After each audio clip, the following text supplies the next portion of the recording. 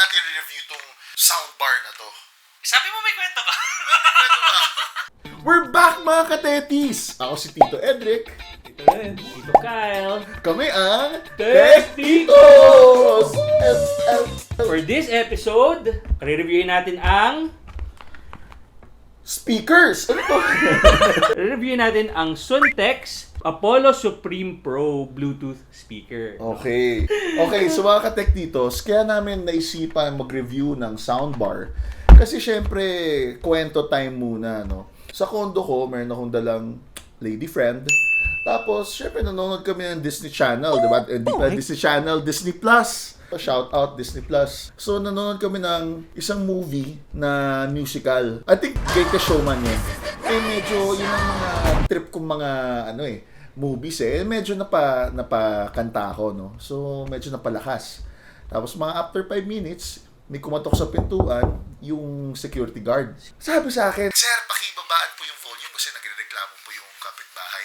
Sabi ko, sige po, thank you. So, buti pa tapos na yung movie, no? So, naisip ko sa sarili ko, ganun magrereklamo ka. Bibili ako ng mas malakas na speakers para next time mas maiinis ka sa akin. Okay, simulan na natin sa unboxing. So, ano ba yung mga inclusions?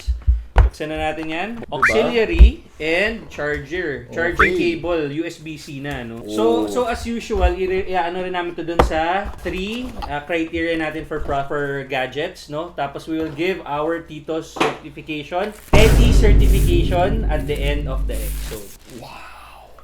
Wow! Magkano nga to, Tito Kyle? Lumalabas na ito ay less than 500 pesos, 476 pesos. Less than 500 pesos na naman. Ikaw mahilig ka sa mga less than 500, Titipid tayo.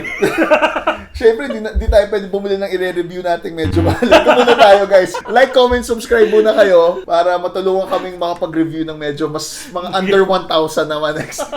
So, let's talk about muna yung ease of use and features. So, ano ba yung mga features na nakikita natin dito? First, quick Bluetooth connection. Ang maganda rin sa kanya, onti lang ang buttons niya. So, there are only 4, no? Merong play, pause, and answering calls. Merong forward and back, and isang mode selection key and isang knob. So, sobrang simple lang siya gamitin. Apollo Supreme Pro. Wow! Tapos madali pa siyang piliin dahil may mode selection button, isa lang. So magre-revolve lang siya around dun Anong sa mga mode modes nito? Yun, ano? Anong mode? USB, Ayun yung mga mode SD niya. card, tsaka Yung auxiliary. parang meron parang sports mode. Hindi. Parang... Ulitin. So maganda sa speaker na to, marami siyang inputs na pwede, no? May USB, meron siyang SD card, tsaka meron siyang auxiliary, pare. So, anything na trip mong gamitin na inputs, pwede.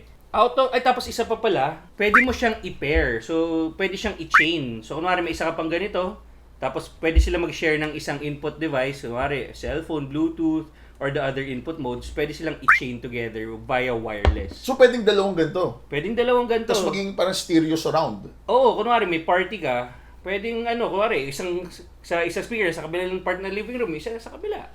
Parang yun ata yung kailangan kong gawin. Kailangan dalawang ganito para mas mainis yung kapitbahay ko. Diba? Dalawang ganun, nakatapat na ganun.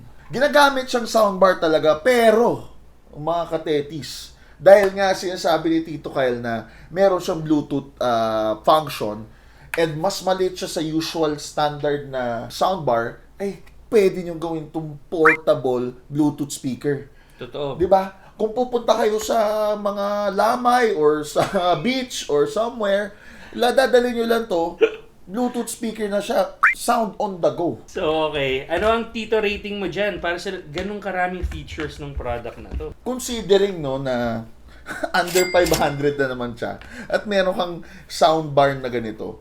At okay yung pangalan niya, Apollo Supreme Pro. Supreme na Pro pa. So, bibigyan ko siya ng 4.5 out of 5. 4.5 out of 5 Tito points. Okay, next.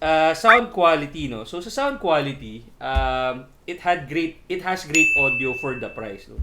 yung maganda sa kanya na hindi usual sa Bluetooth na mura, Bluetooth speaker or soundbar na mura is may bass siya na naririnig mo clearly. So medyo pwede kang tumugstog sa kanya pare. Skabugs, kabugs, kabugs, kabugs, kabugs, kabugs, kabugs, kabugs. Why are we still here? Just to suffer? So, impressive yung part na yon kasi normally dun nagbabawas in terms of pagmura yung product eh. Audio clarity rin, good, no? So I can hear all of the frequencies, no, well balanced rin. Tama lang yung ano ba, yung mix nung audio. So given that, no, sound quality 4 out of 5 Tito points. Wow! Okay, for the last one, Tito Edric, Tito Renz, design and build quality. Ano mga Design napansin and nyo doon sa build product quality. natin? Well, napansin ko, no, pati yung sa detalying yung mga paa niya May ay felt. parang felt na rubber, hindi ko maintindihan. Siyempre, pag nilapag niya yan, hindi yan yung kumikis-kis. Pag nilapag niyo medyo, silent. Finesse lang. Di ba? Okay, isa pa napansin namin, besides na may onting plastic feel siya, actually good quality plastic, medyo makapal, no? Tapos yung front mesh niya pa, maganda rin. You can feel a good quality coming out of it. Oo. Parang sa kotse nyo. Yung mga grill sa kotse. Parang ganun siya. Ay, isa pa pala napansin namin, yung plastic, yun lang yung problem. Dahil matte surface siya, medyo mabilis lang siya dumumi compared to the black variant. Yung black variant, hindi ganito kabilis. Kaya kung yung kamay nyo ay madumihin at kung saan nyo hinahawak, wag yung white yung bilhin nyo. Black yung bilhin nyo, may available silang black nito. Tapos yung knobs and buttons, no, feel very responsive, medyo premium feel. Ang isa lang napansin namin na mistake, siguro ito lang product na nakuha namin, was the knob markers hindi siya match. So kunwari, nakalagay on-off nasa baba pero nandito yung on-off sa taas. Medyo may confusion lang doon. Pero overall, for the price, very good product. Very good build. Very good build. Oh, so anong rating mo dyan, Tito Ed? Oh, for me, ngayon lang nakahawak. Kung hawakan nyo rin to, medyo hefty siya, medyo may bigat. Hindi nga yung ginamit na plastic sa kanya is very thick, so very hefty, may build, hindi siya nag-flex masyado pag ginanan nyo. So I would say, for me, this is for the price of 5 out of 5. 5 out 5 of 5. out of 5. So ano 5 yung out of 5. ano yung average Yan ka natin na na naman. naman? Oh, sige. Calculator. 4.5 out of 5. Taas. Tito points. Tito points, yeah. Yep. Wow. So I think with all of those things, no, in summary, parang it's worthy ba of the Teti stamp? Ano siya? Teti certified. Teti certified. Teti certified Tech to. Tito certified. So, akin na lang ba to? Hindi, papamigay natin yan. Ay, kasi syempre, kailangan, gagamitin ko nga sa bahay. Pero para sa inyo, nakarating na kayo sa end ng aming video, no? So, ang gagawin namin is, papamigay namin tong bagong-bagong soundbar na to, no? So, ang kailangan lang mangyari is, makarating tayo sa 100 subscribers. Tapos, mag-comment kayo sa video na to, dun kami pipili ng mananalo. At syempre, mag-subscribe kayo para makaabot tayo ng 100. We'll see you again soon, mga katito.